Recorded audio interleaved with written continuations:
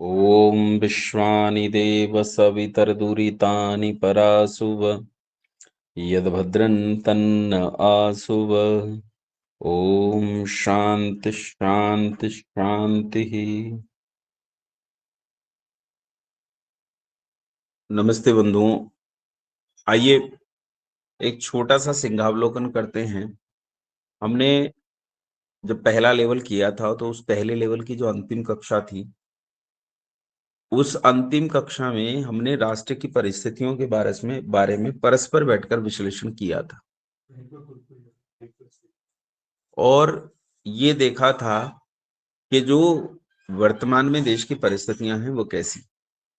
अब क्योंकि हम तीसरे लेवल की अंतिम कक्षा में हैं और ये एक बहुत लंबा समय बीत गया है, लगभग महीने के आसपास होने को आ रहा है, तो आइए एक बार फिर से उन चीजों को दोहरा लेते हैं, उन चीजों को समझने का यत्न करते हैं कि हमने सिंहावलोकन किया था तो किन किन परिस्थितियों को देखा था। 15 अगस्त 1947 को ये देश आजाद हुआ। 15 अगस्त 1947 को जब ये देश आजाद हुआ तो उस समय भारत एक नहीं, भारत दो बने। भारत टूट गया और भारत के दो हिस्से हो गए, जो बाद में तीन हिस्सों में बदल गया। एक बना हिंदुस्तान, एक बना पाकिस्तान। पाकिस्तान पुनश्च 2-3 दशक के बाद फिर टूट गया और बांग्लादेश और पाकिस्तान दो टुकड़े बने। उसके बाद भारत की जो परिस्थिति है पिछले 75 साल में, उन परिस्थितियों में अभूतपूर्व बदलाव हुए। हमसे टूटकर एक मुस्लिम देश बना पाकिस्तान, जो पूरी तरह बर्बाद हो गया। लगभग कंगाली के कगार पर हैं, भीख मांग रहे हैं, बुरी स्थिति है, कोई इंफ्रास्ट्रक्चर नहीं है, कोई उनका डेवलपमेंट नहीं है, कुछ भी न शैक्षिक डेवलपमेंट उनका कहीं दिखाई देता है, न बौद्धिक डेवलपमेंट कहीं दिखाई देता है, न उनका कोई आर्थिक आधार कहीं दिखाई देता है। केवल एक चीज उनके पास है, उनका इस्लाम और उनकी सेना। और सेना पर बहुत पैसा खर्च करते हैं, भीख मांगकर भी सेना पर पैसा खर्च करते हैं। पाकिस्तान की हालत खराब हुई है, बांग्लादेश उससे भी ज्यादा कंगाली की हालत में गया है। दुनिया भीख देती है तब ये लोग रोटी खा पाते हैं। इन्हीं 75 साल में भारत उस गुलामी की अवस्था से छूटकर आज इस अवस्था में पहुंच गया है कि बड़े बड़े देश आज भारत से उम्मीद लगा रहे हैं और अमेरिका और रशिया जैसे देश भारत के साथ खड़े होकर अपने आप को ये मानते हैं कि हाँ, हम एक बहुत बड़े बाजार के साथ खड़े हैं और वो भारत को एक बड़े मार्केट के तौर पर देख रहे हैं। भारत ने बहुत उन्नति की है, भारत के पास बड़े स्तर पर पैसा आया है। जहां भारत में हालत ये थी कि बहुत बड़ी जनसंख्या गरीबी की सीमा रेखा के नीचे निवास करती थी, लोगों को भोजन नहीं मिलता था, वहीं आज मजदूर भी 1 लाख रुपए की मोटरसाइकिल लेकर और 20,000 रुपए का मोबाइल हाथ में लेकर जाता है।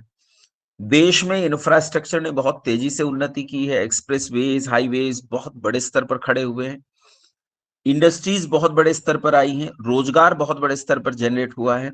इसमें कोई शक नहीं है, जहां हमारे बचपन में हमने बहुत ज्यादा बेरोजगारी को देखा है, वहीं भारत में आज उतनी बेरोजगारी नहीं है। भले ही वो रोजगार सरकारी या प्राइवेट नौकरियों का न होकर अपने निजी उद्यम हो या कुछ भी हो, लेकिन भारत में बड़े स्तर पर सुधार हुआ है और भारत ने बाउंस बैक किया है इन 75 साल में। अपने जीवन स्तर को सुधारने में, अपने बौद्धिक स्तर को सुधारने में, अपने आर्थिक स्तर को सुधारने में, अपने सामरिक, अपने लोकतांत्रिक, अपने प्रत्येक प्रकार के स्तर को सुधारने में भारत ने एक बहुत बड़ा काम किया है।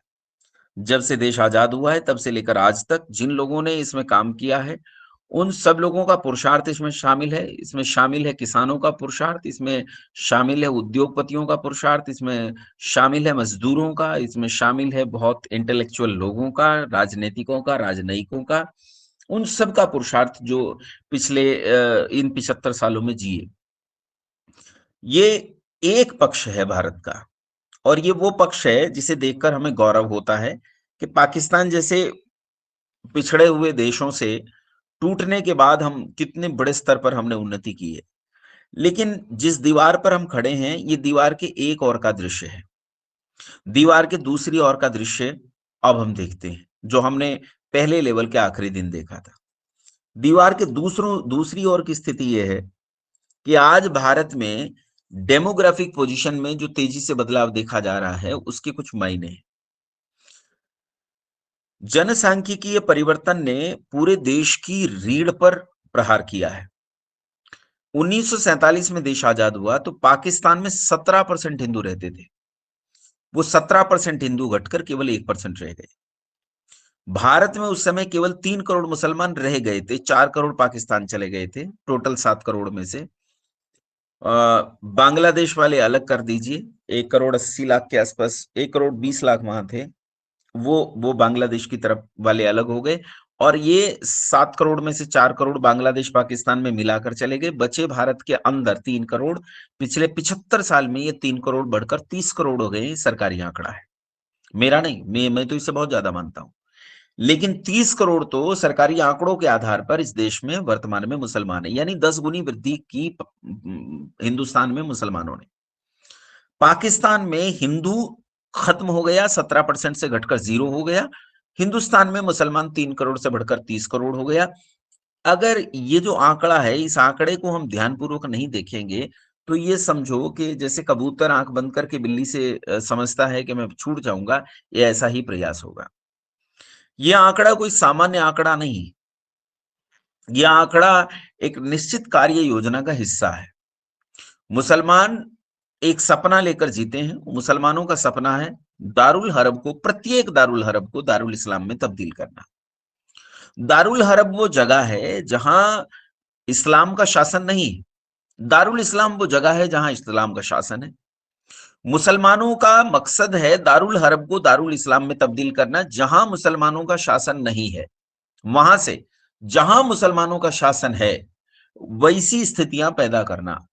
इसलिए मुसलमान जब भागता है तो कभी भी किसी इस्लामिक कंट्री में नहीं जाता, वो ऐसी जगह जाता है जहां इस्लाम न हो, और वहां जाकर जनसंख्या विस्फोट करके वहां अपनी जनसंख्या बढ़ाना, क्योंकि दुनिया लोकतंत्र के आधार पर जी रही है, तो लोकतांत्रिक ताकत बढ़ाना और लोकतांत्रिक ताकत बढ़ाकर उस देश को इस्लामिक कंट्री में तब्दील करना है। इसका सबसे बड़ा उदाहरण ईरान।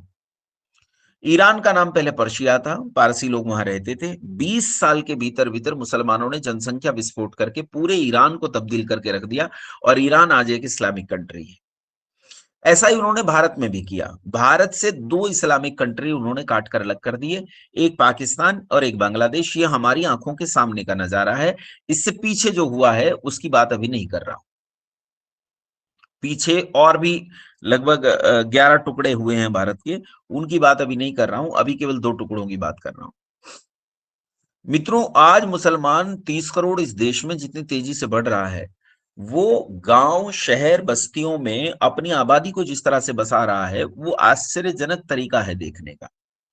यहाँ बहुत सारे फौजी लोग होंगे, बहुत सारे इंटेलिजेंस के लोग हैं इसी क्लास में, मैं तो जानता ही हूं, आप में से भी कुछ लोग जानते होंगे। जो इंटेलिजेंस के लोग हैं और फौजी लोग हैं, वो जानते हैं कि जब किसी जगह पर हमले की योजनाएं बनाई जाती हैं या युद्धक परिस्थितियां जहां होती हैं, वहां बंकर किस तरह बनाए जाते हैं, कैसे सीमाओं को चारों तरफ से घेरा जाता है और सीमाओं पर युद्धबंदी और नाकेबंदी की जाती है। मुसलमान अपने मस्जिद और मदरसे इस दृष्टिकोण से बनाते हैं कि कल अगर हमला करना पड़ा तो हमला करने की नीयत से हमारे मस्जिद और मदरसे कहां कहां होने चाहिए। इनके मस्जिद और मदरसे उन स्थानों पर हैं जहां से युद्ध के बाद हिंदू लोग भागेंगे और भागकर उन पर हमला किया जा सके। उस पूरी योजना के साथ, उस पूरी कार्य योजना के साथ काम करते हैं। इसका एक प्रयोग हम देख चुके हैं, और ये प्रयोग हमने देखा है उत्तर प्रदेश के मुजफ्फरनगर में। उत्तर प्रदेश के मुजफ्फरनगर में 2013 में जब दंगे हुए, 2.5 लाख लोगों की भीड़ थी। ये कवाल के पास, जानसठ एक जगह पड़ती है, जानसठ के पास गांव है कवाल। कवाल के पास जनता इंटर कॉलेज है, और उसके सामने की जो जमीन थी, वहां सैकड़ों बीघा जमीन को खाली करके उसके बीच में 2.5 लाख लोगों का एक हिंदू महापंचायत की गई थी। और जब वो घरों की ओर लौट रहे थे तो उन पर इन्हीं गांव के बाहर जो मस्जिद और मदरसे हैं उनसे हमला किया गया। एक एक मस्जिद से 250 हथियार बरामद किए गए। ये ऑन रिकॉर्ड बोल रहा हूं, ये सब आंकड़े हैं जो नेशनल क्राइम ब्यूरो ने आंकड़े दिए हैं, उनकी बात कर रहा हूं। जो यहाँ पुलिस ने आंकड़े जुटाए थे, उन आंकड़ों की बात कर रहा हूं। 5 AK-47 बरामद हुई जो दुनिया की किसी फैक्ट्री में नहीं बनी। इसका मतलब ये है कि ये आजकल कट्टे नहीं बनाते, आजकल देसी कट्टे नहीं बनाते, बल्कि AK-47 स्तर के हथियार बना रहे हैं। मैं ये नहीं कह रहा वो एज इट इज AK-47 ही रही होंगी, लेकिन वो बहुत आधुनिक गन्स थी, और उन आधुनिक गन्स को इन्होंने तैयार किया। ये अपने घरों में इस स्तर पर हथियार तैयार कर रहे हैं। मुसलमान इस देश की रगों में इस तरह दौड़ रहा है कि आज वो हमारे लड़कों और लड़कियों दोनों को भगा रहा है, दोनों को मुसलमान बना रहा है। चारों तरफ धर्मांतरण का एक ऐसा भयंकर माहौल बना हुआ है कि पूरे के पूरे राज्य बदले जा रहे हैं। केरल लगभग बदल चुका है, नाम मात्र के लिए कुछ लोग बचे हैं, जो बचे हैं वो वामपंथी हैं। केरल वो क्षेत्र है जहां इस देश का वेद पाठ की प्रत्येक रीति और प्रत्येक नीति उपलब्ध थी। वेद पाठ में प्रकृति पाठ और विकृति पाठ दो प्रकार का पाठ चलता है। प्रकृति पाठ में 3 पाठ हैं, पद पाठ, क्रम पाठ, संहिता पाठ।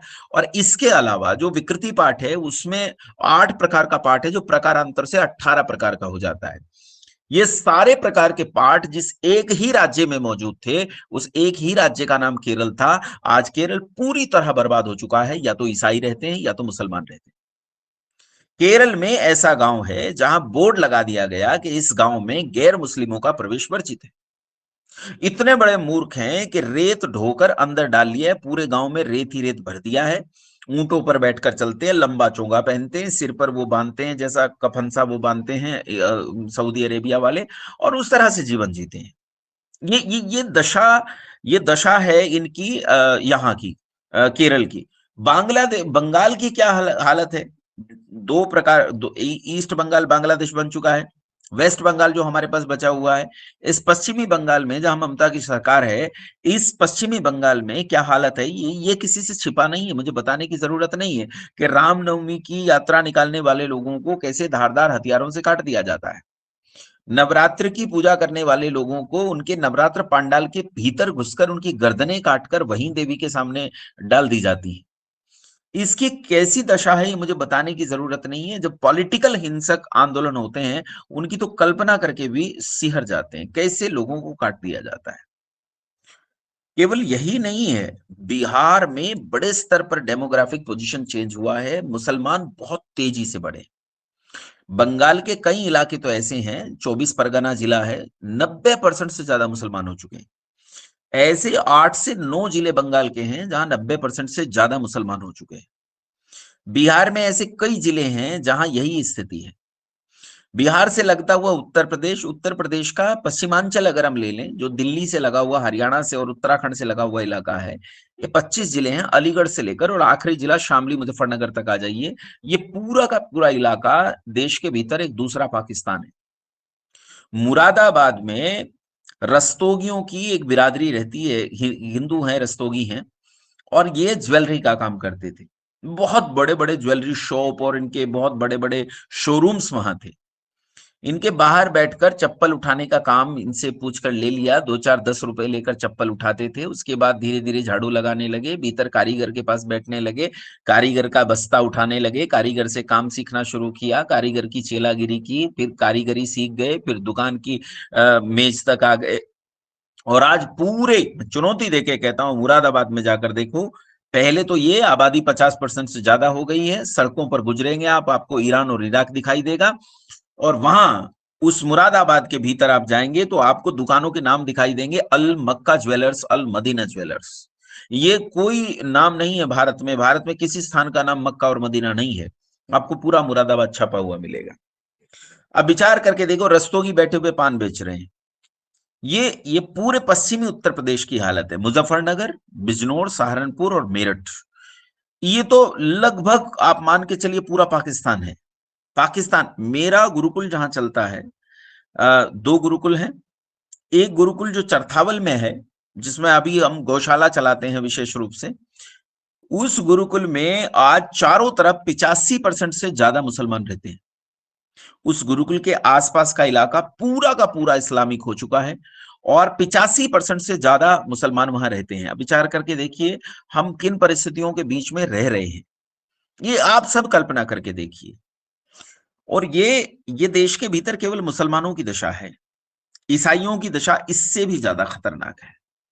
ईसाई जितनी तेजी से बढ़े हैं उसका परिणाम हम पूर्वोत्तर के इलाकों में देख सकते हैं। पूरा पूर्वोत्तर बदला है, मणिपुर, मिजोरम, नागालैंड, अरुणाचल प्रदेश, मेघालय, त्रिपुरा को छोड़ दीजिए, बाकी सब, एक त्रिपुरा को छोड़ दीजिए, त्रिपुरा में 90% अभी हिंदू रहता है, 80 से 90% हिंदू रहता है, लेकिन इसके अलावा मेघालय में, नागालैंड में, मेघालय में 9%, नागालैंड में 8% हिंदू रहते हैं, मिजोरम में 2% हिंदू रहते हैं। पूर्वोत्तर का पूरा इलाका ऐसा है जहां कहीं भी, त्रिपुरा को छोड़ के कोई राज्य ऐसा नहीं है जिस राज्य में दहाई में हिंदुओं की आबादी हो। ईसाईकरण हो चुका पूरा। अरुणाचल प्रदेश को तो चाइना अपने नक्शे में दिखा चुका है। वो बहुत बवाल के बाद वो नक्शे से हटाया था।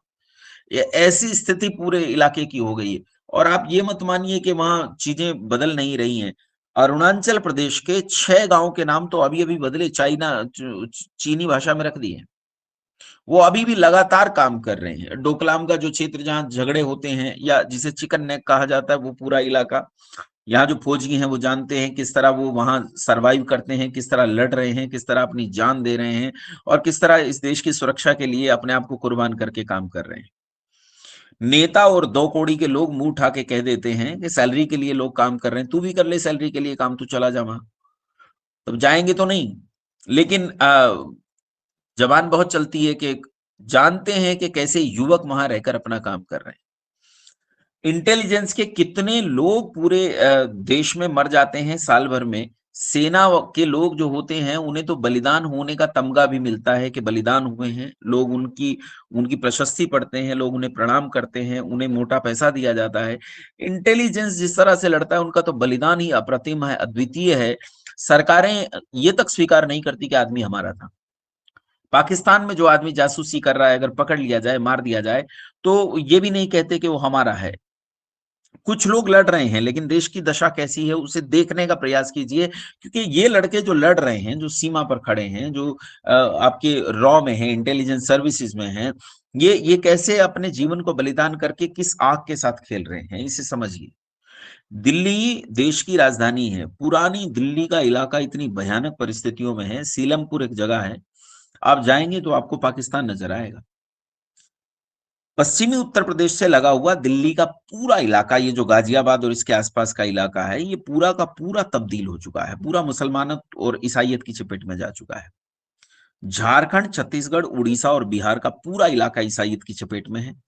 ईसाईकरण बहुत बड़े जोरों पर है। भारत के वे जगह जिन्हें हम देवस्थली कहते हैं, उन सब में काशी, उज्जैन, हरिद्वार जितने भी हैं, इन सब में तो देखिए, इन सब के भीतर आपको बड़े स्तर पर धर्मांतरण दिखाई देगा। वहां घुसकर धर्मांतरण कर रहे हैं। ये ईसाइयत है, मुसलमानियत है। और आपको तो पता ही है कि पंजाब में 3 बिरादरियां रहती हैं, एक हिंदू रहते हैं, एक सिख रहते हैं। ये दोनों तो देशभक्त हैं। एक तीसरे गद्दार रहते हैं, खालिस्तानी।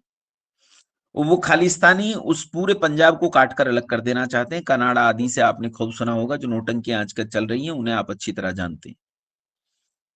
इस देश में हमारे ही लोगों को बहकाकर नवबौद्ध बनाया जाता है, दलित बनाया जाता है, दलित बनाकर उन्हें इस देश के विरुद्ध खड़ा कर दिया जाता है। एक तरह का अलग प्रकार का वामपंथ खड़ा हो जाता है, जो वामपंथ देश के विरोध में काम करता है। और चारों तरफ हम शत्रु देशों से घिरे हुए हैं, ये बताने की जरूरत नहीं है। पाकिस्तान शत्रु है, अफगानिस्तान शत्रु है, चाइना शत्रु है, बांग्लादेश शत्रु है, नेपाल और श्रीलंका भी आपके पक्ष में नहीं है। एक भी जगह ऐसी नहीं है जहां से आप अपने आप को सुरक्षित कह सको। ये तो दशा मैंने आपको भीतर और बाहर की दिखाई।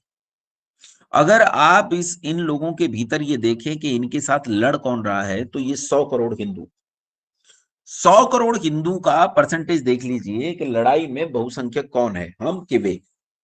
इसे तनिक समझने का प्रयास करेंगे। आज इस देश में जो 30 करोड़ मुसलमान रहते हैं, ये मुसलमान कहीं बाहर से नहीं आए, ये यहीं के हैं। सब लोगों को कन्वर्ट करके मुसलमान बनाया गया। यानी इस देश में हमारे मुकाबले पर जो हम देखते हैं, वो 30 करोड़ मुसलमान, हम 100 करोड़ हैं। ध्यान से सुनना, 30 करोड़ मुसलमान हो गए।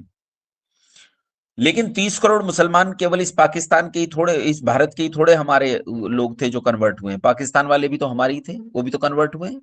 25 करोड़ की वो आबादी। तो 30 और 25, ये देखिए धर्मांतरण कितने बड़े स्तर पर हुआ है। 30 करोड़ भारत के, 25 करोड़ पाकिस्तान के, ये हो गए 55 करोड़। और 25 ही करोड़, वैसे 22 करोड़ हैं, लेकिन राउंड फिगर कर लेते हैं, 25 ही करोड़ हम बांग्लादेश के मान लेते हैं। तो 25 करोड़ बांग्लादेश के मान ले तो 25, 25, 50 और 30, 80 करोड़। 80 करोड़ ये हो गए। 5 करोड़ अफगानिस्तान में है, कितने हो गए? 85 करोड़। और आसपास का जो इलाका है, इस आसपास के इलाके में 15 करोड़, यानी ये पूरा का पूरा इलाका म्यांमार इंडोनेशिया तक का लगा लो, या फिर ये जो आपका भूटान है, नेपाल है, इनमें जो मुसलमानों की आबादी, नेपाल में बहुत तेजी से डेमोग्राफिक पोजीशन चेंज हो रहे हैं, नीचे श्रीलंका है, या आसपास भारत से लगता हुआ जितना इलाका है 15 करोड़ के आसपास उसकी लगा लो, टोटल 100 करोड़ लोगों का धर्मांतरण किया है। और आपकी आबादी कितनी है? हिंदुओं की आबादी 100 करोड़। लेकिन इन 100 करोड़ में 100 के 100 करोड़ हिंदू नहीं है। हिंदू होने के बाद भी इनमें से 40 करोड़ लोग ऐसे हैं जो हिंदू धर्म के होते हुए भी हिंदू धर्म को नहीं मानते। क्योंकि राहुल गांधी भी तो हिंदू ही घोषित करता है स्वयं को, कन्हैया कुमार भी तो स्वयं को हिंदू ही घोषित करता है, रवीश कुमार भी तो स्वयं को हिंदू ही घोषित करता है। ऐसे जितने हैं पूरे भारत में, इनकी आबादी 40 करोड़ से कम नहीं है। इन्हें वामपंथी कहते हैं, इन्हें कम्युनिस्ट कहते हैं, ये उल्टे मार्ग पर जाने वाले होते हैं। अब इन 40 करोड़ को भी उन 100 करोड़ के साथ रखो जो हमारे खिलाफ है, तो उनकी आबादी कितनी हो गई? 140 करोड़। और हम 100 करोड़ में से 40 निकल गए, हम कितने बचे? 60 करोड़। और उनकी आबादी 140 करोड़। ये है असली लड़ाई। अब ये आमने सामने की लड़ाई में हमारी आबादी 60 करोड़ और उनकी आबादी 140 करोड़, ये है असली लड़ाई, जिस लड़ाई को हमें लड़ना है। अब इस लड़ाई को लड़ेंगे कौन? ये 60 करोड़ हिंदू, 70 करोड़ हिंदू। एंड 60-70 करोड़ हिंदुओं की दशा कैसी है इन्हें देखो।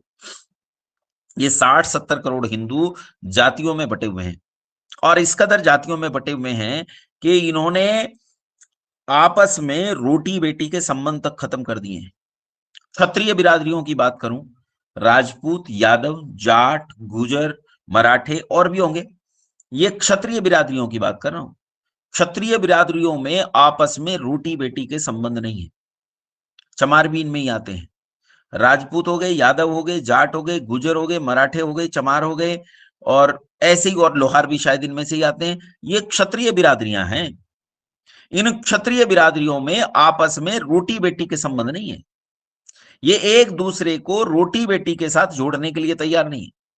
अरे एक दूसरे के साथ तो छोड़ो, ये आपस में ही एक नहीं है। राजपूत कई प्रकार के हैं और उनमें आपस में रोटी बेटी का संबंध नहीं। जाट कई प्रकार के हैं और उनमें आपस में रोटी बेटी का संबंध नहीं। गुजर और माली कई प्रकार के हैं, इनमें आपस में रोटी बेटी का संबंध नहीं है। ब्राह्मण कितनी प्रकार के हैं उसके तो भैया नाम ही ना लो तो अच्छा है। ये पूरे देश की दशा है। पूरे देश में जितने लोग हैं वो बिरादरियों में इस कदर बटे हुए हैं। मैंने आपको बताया था 47 लाख से ज्यादा बिरादरी है पूरे भारत में।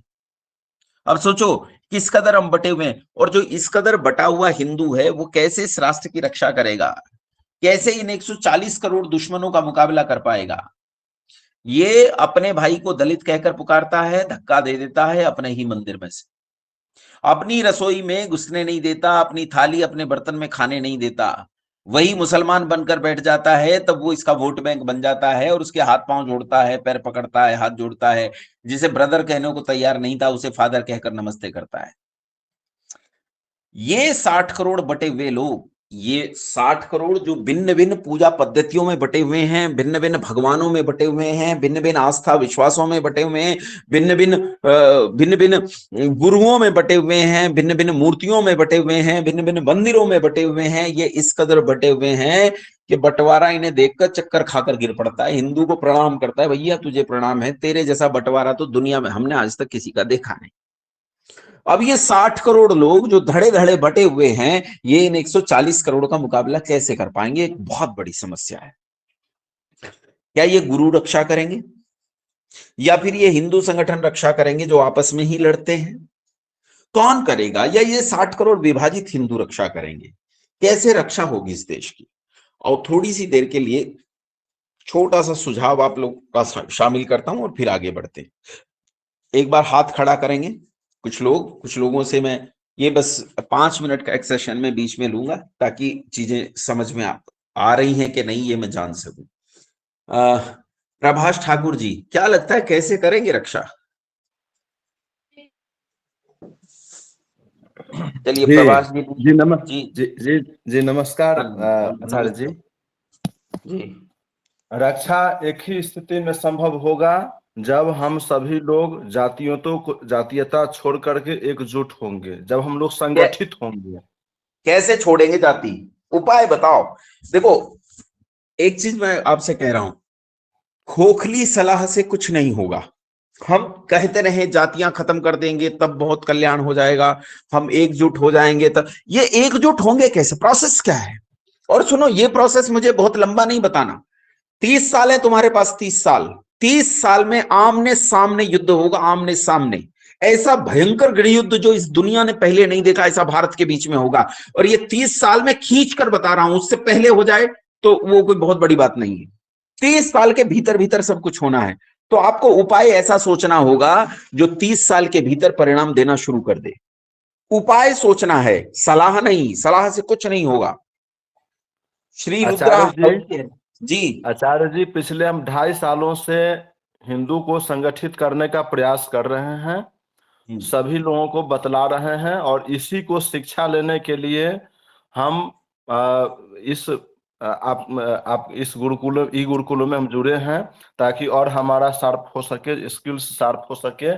जहां भी हम जाते हैं, अपने गांव में जाते हैं, सभी लोगों को बोलते हैं, जब भाई आप सभी लोग एकजुट होइए, सब आदमी धर्म पालन प्रभाष कीजिए। जी, प्रभाष जी जी, जी ये तो मैं मानता हूं कि जो लोग यहाँ बैठे हैं, अपना घर का काम धंधा छोड़कर यहाँ इकट्ठा हुए हैं, ये लोग कितनी पवित्र भावना के लोग हैं।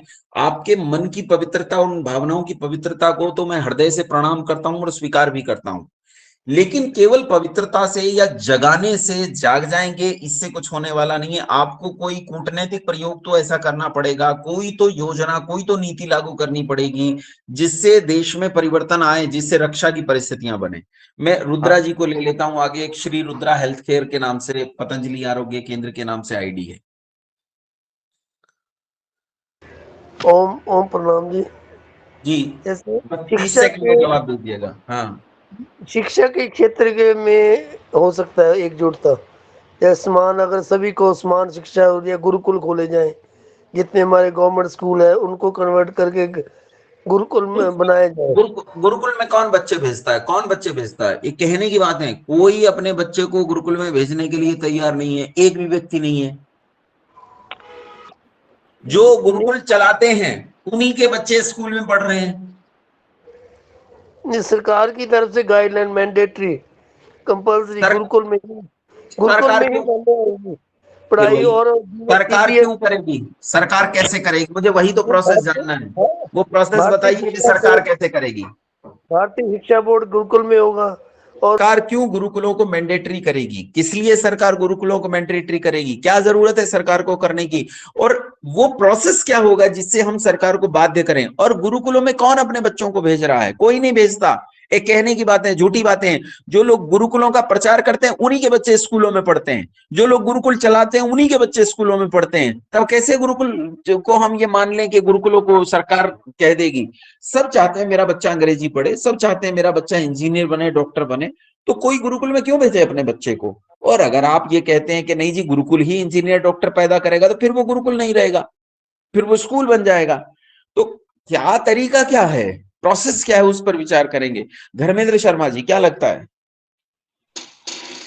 गुरुजी, अगर मैं सही सोच रहा हूं तो वो स्थिति वर्णशंकर वाली नहीं आ जाएगी जो आप कहना चाह रहे हो, मैं जैसे सोच रहा हूं सर। अच्छे से बताइए एक बार पूरा समझाकर। गुरुजी, जिस तरह से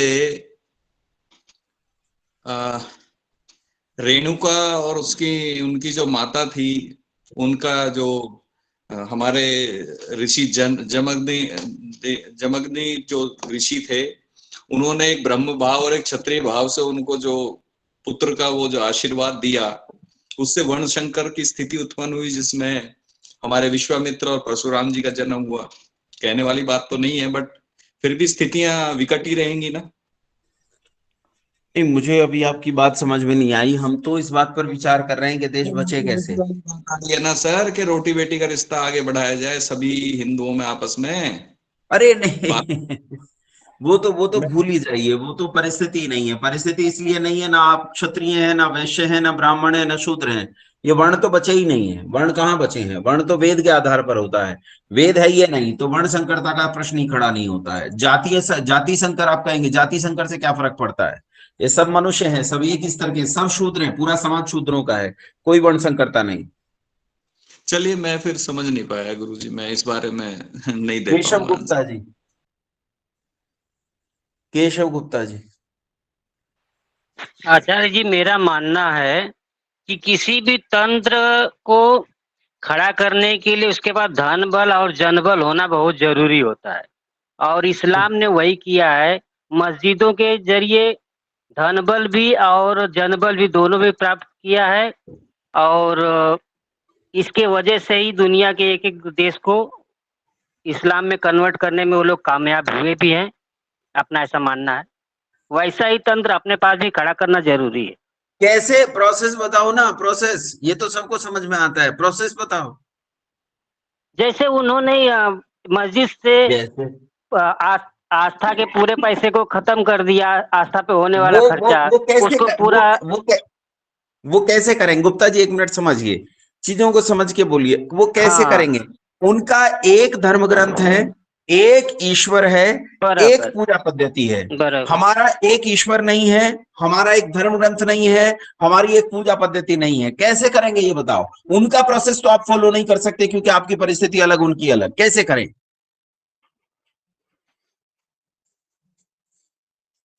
अजय कुमार यादव जी। आचार्य जी नमस्ते। नमस्ते।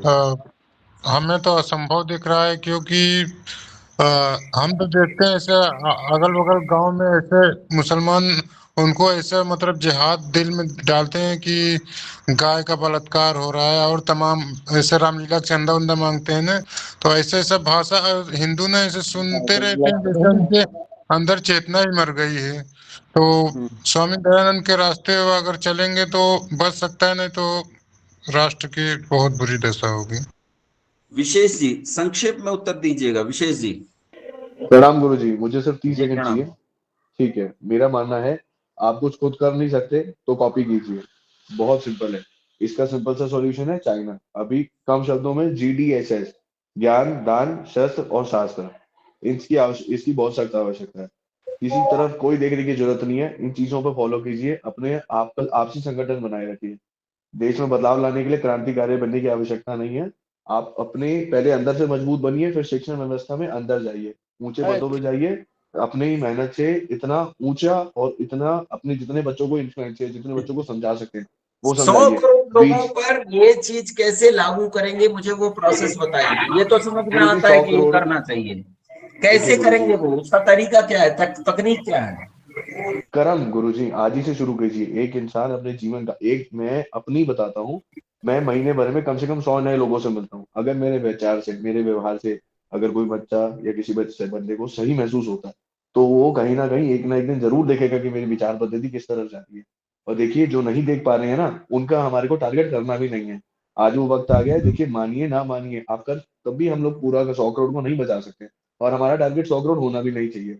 100 में से हम अगर मुट्ठी भर के 10 गेहूं भी मिल जाते हैं ना, जिसमें से बीज निकल सकता है, वो हमारे को वापसी 100 करोड़ लाने की क्षमता रखते हैं।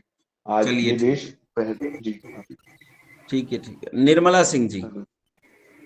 नमस्ते आचार्य जी। नमस्ते। मेरा कहना है आचार्य जी कि हम सभी को गुरुकुलों में बच्चा एक एक बच्चा तो देना चाहिए पढ़ने के लिए, और गुरुकुल भी चलते रहेंगे और बच्चे सभी के एक एक भी देंगे तो बहुत ज्यादा बढ़ जाएंगे संख्या। निर्मला, तो निर्मला जी, आपके कितने बच्चे हैं?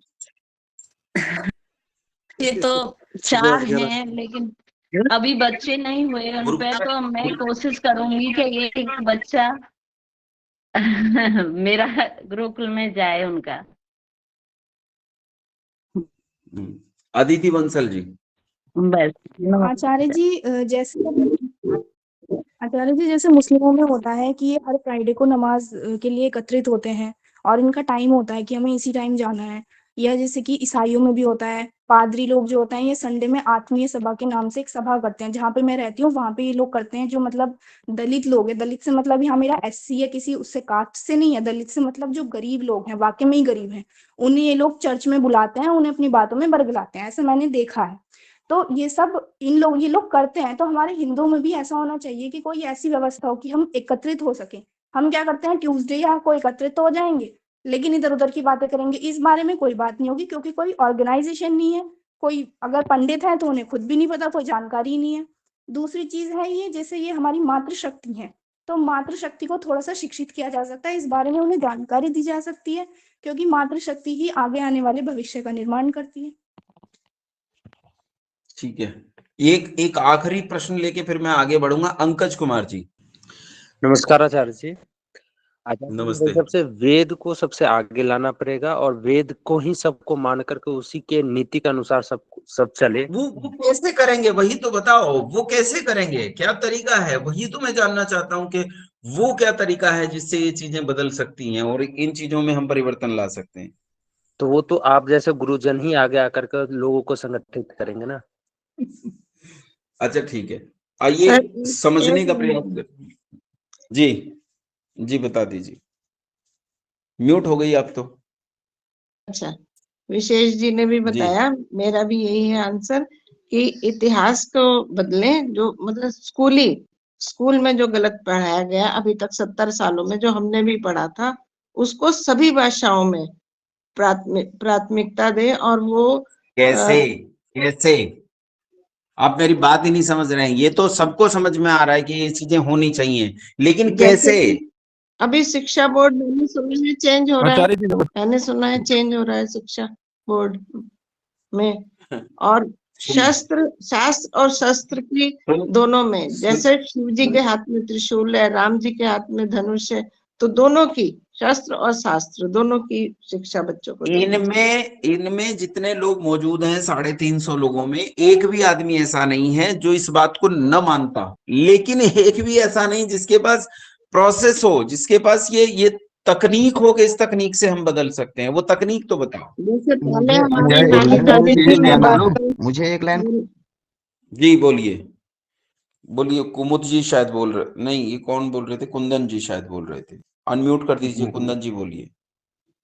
जी नमस्ते गुरुजी। जी नमस्ते जी। गुरुजी, कहना ये है कि लोहा लोहे को काटता है। हिंदुओं में सबसे बड़ी दिक्कत ये है कि वो हमारे दो के पीछे भागता है।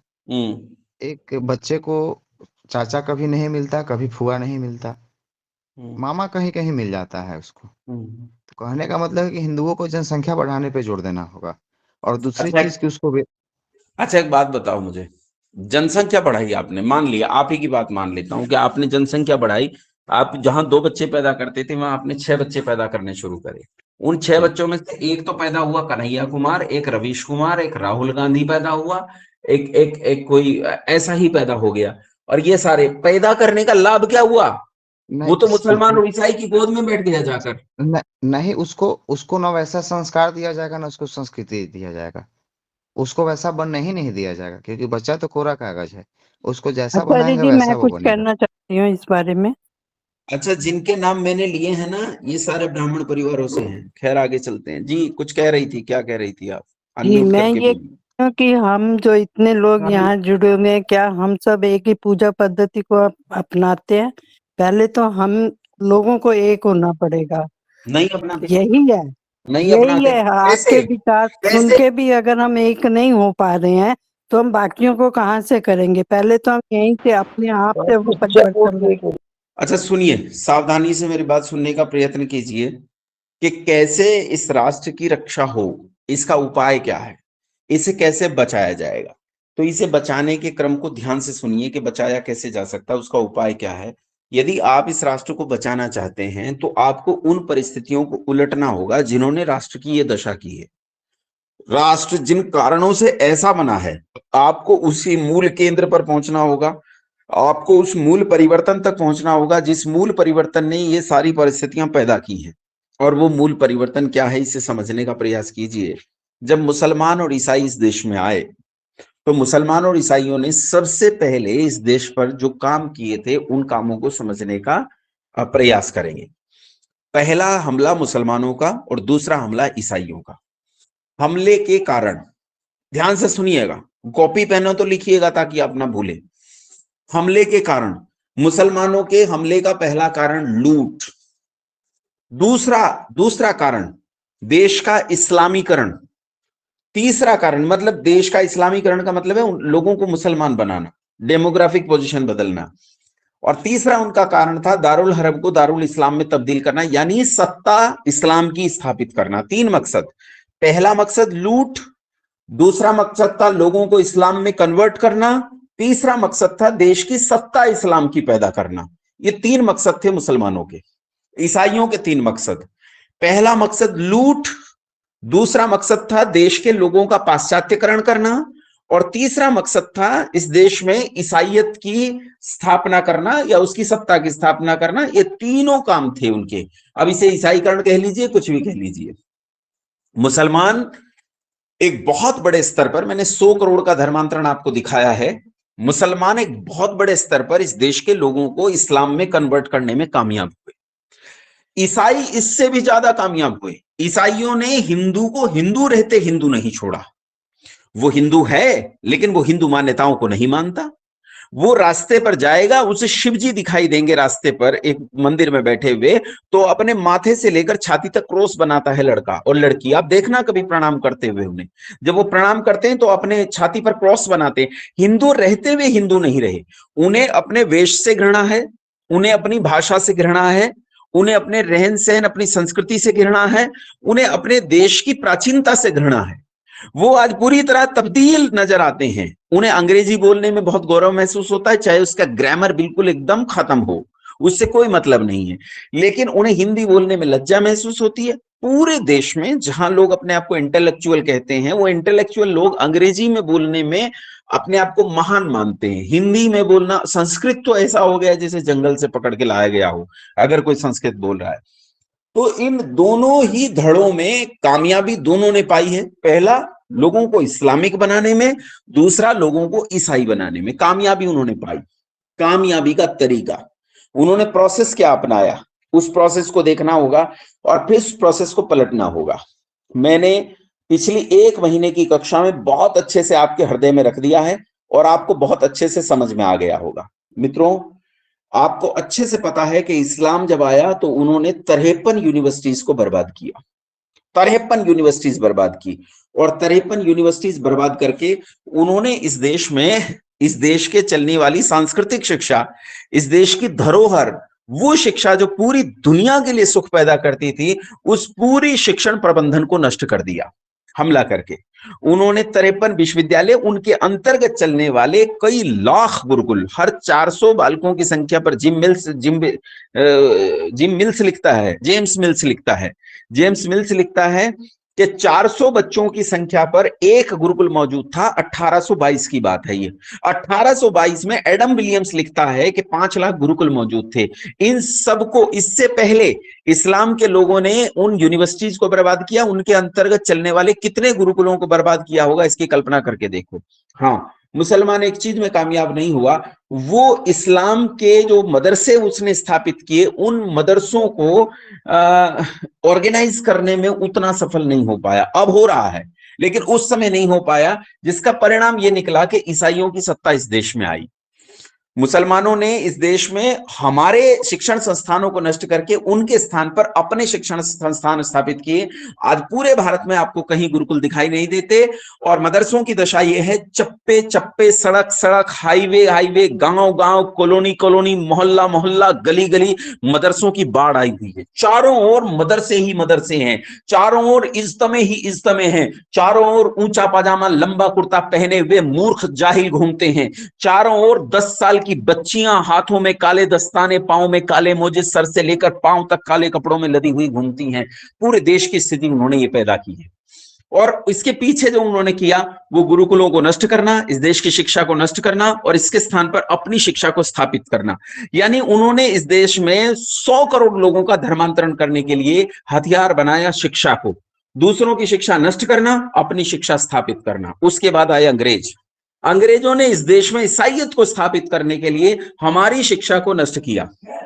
अंग्रेजों ने जहां मैडम मोंटेसरी के नेतृत्व में इस देश की पूरी शिक्षा व्यवस्था को तब्दील करके रख दिया, वहीं 1857 के लास्ट में, 1857 के नवंबर दिसंबर में 3 बड़ी यूनिवर्सिटीज, पहली 3 यूनिवर्सिटीज मुंबई, मद्रास और कलकत्ता, इन 3 यूनिवर्सिटीज को स्थापित करके उस पूरे स्कूली पाठ्यक्रम को, पहले यूनिवर्सिटीज स्कूल से भी चलाती थी, अब तो केवल हायर एजुकेशन देखती है, उस समय प्राथमिक स्तर की और माध्यमिक स्तर की शिक्षा भी यूनिवर्सिटीज ही देखती थी। ये 3 यूनिवर्सिटीज बनाकर एक ऑर्गेनाइज्ड ढांचा खड़ा किया और उस ढांचे से इस देश के लोगों को ईसाईकरण करना प्रारंभ किया।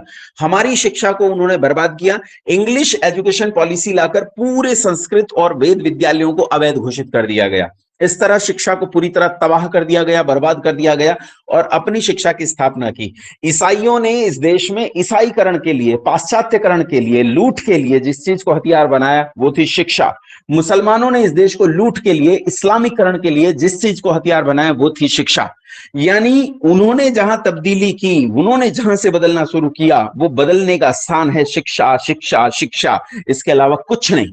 अगर आज आपको सुधार पैदा करना है तो आपको इस शिक्षा को बदलना पड़ेगा। आपको शिक्षा के पूरे प्रोसेस को उलटना होगा। आपको इस देश में उच्च शिक्षा को वापस स्थापित करना होगा। जो शिक्षा इस देश में भगवान राम ने पाई है, जो शिक्षा इस देश में भगवान कृष्ण ने पाई है, और जो टूटी फूटी शिक्षा इस देश में छत्रपति शिवाजी महाराज ने पाई है, उच्च शिक्षा जिसके कारण महाराणा प्रताप पैदा हुए, वो शिक्षा जिसके कारण इस देश में असंख्य वीर और असंख्य बौद्धिक विद्वान पैदा हुए, उच्च शिक्षा को हमें पैदा करना होगा। कैसे करेंगे इस पर थोड़ी चर्चा बाद में करेंगे, लेकिन पहला विचार जो मैं आपको दे रहा हूं वो ये है कि उन्होंने परिवर्तन किया शिक्षा के आधार पर और वो शिक्षा हमें दिख रही है। दूसरी चीज, हमारे सामने एक बड़ी चुनौती है 30 साल। मैंने आपको कहा केवल 30 साल की चुनौती हमारे सामने है। इन 30 साल में या तो आप अपने आप को बचा लो, और अगर नहीं बचा पाओगे तो विनाश आपके द्वार खड़ा है। आपके घरों के भीतर घुसकर आपके बच्चों की गर्दनें आपके सामने काटी जाएंगी। आपकी मां और बहनों के सामूहिक बलात्कार आपकी आंखों के सामने किए जाएंगे। नग्न स्थितियां हैं ये नग्न स्थितियां, आप इसकी कल्पना नहीं कर पा रहे। एक तरफ देश ऊंचे शिखरों की तरफ बढ़ रहा है, ऊंचे स्वर्णिम पहाड़ चमकते हुए दिखाई देते हैं, और दूसरी ओर ऐसी भयंकर गहरी खाई है जिसमें से निकलने का उपाय भी आपके पास नहीं। अगर बचना चाहते हो तो इसके लिए आपको शिक्षा के भीतर परिवर्तन करना होगा, और वो शिक्षा गुरुकुलीय शिक्षा नहीं है, क्योंकि गुरुकुल को कोई अपनाएगा नहीं। इस देश में 30 करोड़ मुसलमान रहते हैं, वो क्यों अपनाएंगे? इस देश में 8 से 9 करोड़ ईसाई रहते हैं, वो क्यों अपनाएंगे? इस देश में 3 करोड़ खालिस्तानी रहते हैं, वो क्यों अपनाएंगे? इस देश में 40 करोड़ वामपंथी रहते हैं, वो क्यों अपनाएंगे? और इतने बड़े स्तर पर जो आबादी रहती है वो इस देश में आपकी गुरुकुलीय शिक्षा पद्धति को स्थापित होने क्यों देगी? इसके लिए आपको कूटनैतिक तरीके से लड़ना होगा। आपको कहना होगा जो स्कूलिंग एजुकेशन है, इस स्कूलिंग एजुकेशन में दोष है और इस स्कूलिंग एजुकेशन को बदलना होगा। अभी सरकारों ने, पिछली जितनी सरकारें गई हैं, उन्होंने जितना एजुकेशन पर काम किया है वो सारा फर्जी काम है, किसी काम का नहीं, नंबर 2 का काम है। कोई परिवर्तन नहीं हुआ, कोई पॉलिसी नहीं बदली गई। अभी पिछले दिनों एजुकेशन पॉलिसी आई, न्यू एजुकेशन पॉलिसी 2020, NEP 2020। ये एकदम पॉलिसी है ये नहीं, कहीं पॉलिसी नहीं है, केवल सिलेबस चेंज को वो लोग पॉलिसी बोलते हैं। आम आदमी बेचारा सीधा साधा है, उसे पता ही नहीं है कि पॉलिसी में और सिलेबस में क्या अंतर होता है। वो सिलेबस के बदलने को ही पॉलिसी का बदलना मान लेता है, वो कंटेंट के बदलने को ही पॉलिसी का बदलना मान लेता है। कुछ लोग तो भारतीय शिक्षा बोर्ड को ही पॉलिसी मान बैठे हैं। उन्हें पता ही नहीं है कि बोर्ड केवल सिलेबस होता है। CBSE बोर्ड एक सिलेबस है, ICSE बोर्ड एक सिलेबस है, भारतीय शिक्षा बोर्ड भी एक सिलेबस है। देश में नर्सरी क्लास से लेकर 12वीं कक्षा तक 19 करोड़ छात्र पढ़ते हैं। इन 19 करोड़ छात्रों में से एक एक शिक्षा बोर्ड अपनी हिस्सेदारी रखता है। अगर भारतीय शिक्षा बोर्ड जैसे कई स्वदेशी बोर्ड कामयाब हो भी जाएं तो वो इन 19 करोड़ छात्रों में से कितने करोड़ छात्रों के बीच में अपनी हिस्सेदारी बना पाएंगे? मान लीजिए उन्होंने 10 लाख, 20 लाख, 30 लाख बना पाए, वो करोड़ 2 करोड़ बना पाए। अभी तो स्वामी रामदेव जी अपने ही गुरुकुलों के भीतर भारतीय शिक्षा बोर्ड को लागू नहीं कर पा रहे हैं, और अन्य की तो दशा क्या है? और इसे कैसे कर पाएंगे? इतना आसान काम नहीं। कर भी पाए तो 1-1.5 करोड़। और अगर इसे मान भी लें तो ये क्या बदला? केवल सिलेबस बदला है, पॉलिसी नहीं बदली है। आपको पॉलिसी को बदलना होगा। पॉलिसी क्या है ये अगले लेवल में बताऊंगा। शिक्षा कैसे परिवर्तित होगी और उसकी क्या पॉलिसी होनी चाहिए, हम लोग उसी पर काम कर रहे हैं। हम लोग काम कर रहे हैं उस इंडिजिनस एजुकेशन पॉलिसी पर, उस स्वदेशी भारतीय शिक्षा नीति पर, जो भारतीय शिक्षा नीति इस देश के अतीत को लौटा लाएगी, जो इस देश की सांस्कृतिक शिक्षा को लौटा लाएगी, जो लौटा लाएगी उस काल को जिस काल में एक सामान्य ग्वाला धर्म संस्थापक योगीराज श्री कृष्ण चंद्र महाराज बनकर खड़ा होता है, लौटा लाएगी उस काल को जिसमें एक सामान्य सिपाही खड़ा होता है और छत्रपति शिवाजी महाराज के नाम से इस पूरे देश को भगवा रंग से रंगने के लिए तैयार खड़ा होता है। वो लौटा लाएगी उस काल को जहां एक सामान्य सा राजकुमार मर्यादा पुरुषोत्तम भगवान श्री रामचंद्र बनकर पूरी दुनिया की जियोपॉलिटिक्स को बदलने के लिए तैयार खड़ा होता है। उसके लिए उस शिक्षा पॉलिसी पर, उस एजुकेशन पॉलिसी पर हमें काम करना होगा। ये पहला उपाय। दूसरा उपाय, आपको सर्वाइवल के लिए सुरक्षा की बेहद जरूरत है। 30 साल के भीतर भीतर आपके सामने युद्ध खड़ा होगा, उसका क्या करेंगे? क्या शिक्षा में परिवर्तन करते रह जाएंगे? अपने बच्चों को कैसे बचाएंगे? अपने घर वालों को कैसे बचाएंगे? अपने लोगों को कैसे बचाएंगे? कैसे बचाएंगे? कैसे जान बचेगी हमारी? उसके लिए जरूरी है कि हम अपनी सुरक्षा के लिए तैयार हों। और सुरक्षा के लिए तैयार होने के लिए आपको सुरक्षा की पॉलिसी पर काम करना होगा कि हमारे बच्चे कैसे सुरक्षित हों, हमारे परिवार सुरक्षित कैसे हों। और इसके लिए हम सरकार की पुलिस पर निर्भर नहीं रह सकते, इसके लिए हम सरकार की सेना पर निर्भर नहीं रह सकते। ये सरकारें वामपंथियों की सरकारें हैं, ये सरकारें मुसलमान और ईसाइयों की चाटुकार सरकारें हैं। ये सरकारें हमारी रक्षा करने में आज तक असफल रही हैं, आगे भी असफल रहेंगी। इस सुरक्षा की नीति को हमें अपने हाथ में लेना होगा, अपनी सुरक्षा अपने हाथ करनी होगी। मेरी बेटी जब सड़क पर खड़ी हो और कोई दुष्ट हथियार उठाकर या किसी दुष्ट इरादे से मेरी बेटी की ओर कदम बढ़ाए, तो उस समय मेरी बेटी की सुरक्षा एक फोन कॉल की मोहताज ना हो। वो 100 नंबर पर कॉल किया जाए, पुलिस उठाएगी कि नहीं उठाएगी, पुलिस समय पर पहुंचेगी कि नहीं पहुंचेगी, तब तक मेरी बच्ची बचेगी, बर्बाद होगी या काट कर मार दी जाएगी या उसके 35-36 टुकड़े कर दिए जाएंगे। इसलिए मेरी बेटी वहां खड़ी नहीं रहेगी। मेरी बेटी को तैयार होना होगा कि वो अपनी सुरक्षा को अपने आप कर सके। गाय के सिर पर परमपिता परमात्मा ने 2 सींग दिए हैं। कितना दूध देती है भाई गाय इनसे? एक बूंद भी नहीं। किस लिए दिए हैं? गाय के सिर पर दिए गए सींग उसकी सुरक्षा के लिए दिए गए हैं। चींटी छोटा सा जंतु है, हाथ का दबाव डालो तो काट खाएगा। दंश दिया है उसे। क्यों दिया प्रकृति ने उसे दंश? क्यों गाय के सिर पर सींग दिए हैं? ये उसका प्राकृतिक अधिकार है। सुरक्षा संसार में किसी भी प्राणी का प्राकृतिक अधिकार है। इसके लिए हम किसी और पर निर्भर नहीं हो सकते। अपनी सुरक्षा को अपने आप अपने हाथ में लेना होगा। ये 2 उपाय आपको करने होंगे। 30 साल में जो विकट परिस्थिति है उससे बचने के लिए सुरक्षित होने के साधन आपको ढूंढने होंगे और इस देश की शिक्षा को बदलना होगा। इसलिए बंधुओं, हम जिस पर काम कर रहे हैं वो है इस देश की शिक्षा और सुरक्षा नीति। हम जिस पर काम कर रहे हैं वो है शिक्षा और सुरक्षा, और इसी के माध्यम से इस पूरे देश को बदला जा सकता है। हमने इन्हीं कक्षाओं के माध्यम से, और मैं जो फिजिकली इधर से उधर विजिट करता हूं, पूरे देश में घूमता हूं, उसके माध्यम से इस देश के लगभग 17 प्रदेशों तक पहुंच बनाई है। हमने इस देश के बाहर लगभग 11 देशों तक पहुंच बनाई है। हमने पूरी देश में एक बड़े वर्ग को खड़ा करने की कोशिश की है। हम कोशिश कर रहे हैं केवल 1 करोड़ लोगों के लिए। अगर 1 करोड़ लोग हमारे एक समान विचार के हो जाएं तो हम इस पूरे देश की शिक्षा और सुरक्षा दोनों नीतियों को बदल कर रख देंगे। सरकारें हमारी बात मानेंगी तब भी बदल देंगे, सरकारें हमारी बात नहीं मानेंगी तब भी बदल देंगे, ये तय है। हाँ, ये हो सकता है कि मेरा जीवन छोटा पड़ जाए, मैं ना कर पाऊं इस काम को, तो मेरी आने वाली पीढ़ियां करेंगी, आप लोग करोगे, आपकी आने वाली पीढ़ियां करेंगी। लेकिन हम इस काम के लिए पहले तैयार तो हों, कृत संकल्प तो हों, दृढ़ निश्चयी तो हों। और दूसरी बात यह है, मेरा देश पल प्रतिपल मर रहा है, ये एक एक पल मिट रहा है, बर्बाद हो रहा है। बचाने की जिम्मेदारी किसकी? बचाने की जिम्मेदारी मेरी है, मेरी। लेकिन अगर मैं इस राष्ट्र को न बचा पाया तो क्या अकेले की मेरी जिम्मेदारी है? आपकी जिम्मेदारी नहीं है? ये देश क्या मेरा अकेला है, साझा हम सबका नहीं है? मित्रों, बंधुओं, एक छोटी सी कहानी सुनाता हूं और आप सबसे उत्तर चाहता हूं। ध्यान से इस कहानी को सुनना, एक भी व्यक्ति कक्षा ना छोड़ना और ध्यान से इस कहानी को सुनना और फिर मुझे उत्तर देना। सावधानी से सुनो। एक बच्चा समुद्र के किनारे खेल रहा है। एक आदमी समुद्र के किनारे बैठा है और इस बच्चे को देख रहा है। खेलते खेलते ये बच्चा समुद्र के किनारे पानी तक पहुंच गया। पानी इसके पांव को छूने लगा, व्यक्ति देख रहा है। बालक समुद्र के अंदर गया, पानी इसके घुटनों तक आने लगा, व्यक्ति देख रहा है। बालक और गहरा गया, पानी इसकी कटी तक आने लगा, व्यक्ति देख रहा है। बालक और आगे गया और पानी इसकी नाभि से ऊपर आ गया। व्यक्ति देख रहा है, बालक खेलते खेलते और गहरा घुसा, अब लहरें भी इस बालक को खींच रही हैं, पानी इसके गले तक आ गया। व्यक्ति देख रहा है और देखते देखते बालक इस गहरे पानी में समा गया और डूब कर मर गया। व्यक्ति देख रहा है। मैं कहना यह चाहता हूं, इस व्यक्ति ने इस बच्चे का कत्ल नहीं किया, इस बच्चे की हत्या नहीं की, लेकिन एक बार सबको अनम्यूट कर दो, एक बार सबको अनम्यूट कर दो और सामूहिक रूप से मुझे उत्तर देंगे। ईमानदारी से बताओ, इस बच्चे के मरने में इस व्यक्ति का हाथ है या नहीं है? पूरा पूरा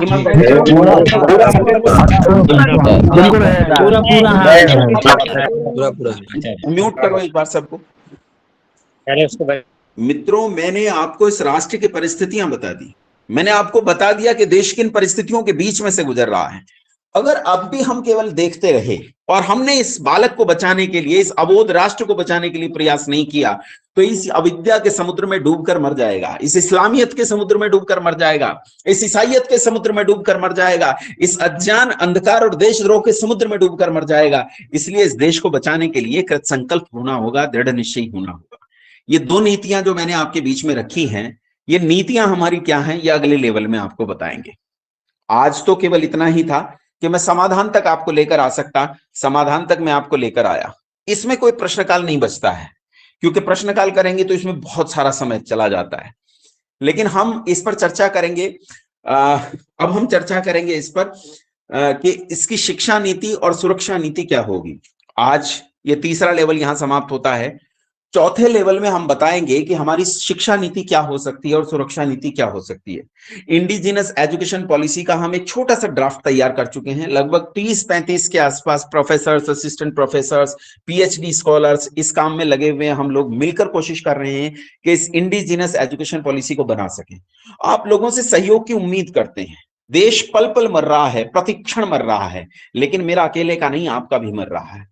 मैं हाथ जोड़ता हूं, पांव पकड़ता हूं, भीख मांगता हूं कि आओ मरते हुए इस राष्ट्र को बचाएं, आओ बचाएं अपने पुरखों की इस परंपरा को, आओ बचाएं अपने पुरखों की इस धरोहर को, आओ बचाएं कि इसके लिए राम ने अपना बलिदान दिया, आओ बचाएं कि इसके लिए कृष्ण ने अपना बलिदान दिया, आओ बचाएं कि शिवा और महाराणा इसके लिए मरे हैं। फिर मेरी क्या औकात है? मैं क्यों नहीं अपने देश के लिए बलिदान हो सकता? मैं क्यों नहीं कर सकता? मैं क्यों नहीं कर सकता? और उस तरह बलिदान होने की आवश्यकता नहीं है। हमने पुरुषार्थ किया तो हम इस राष्ट्र को बचा लेंगे।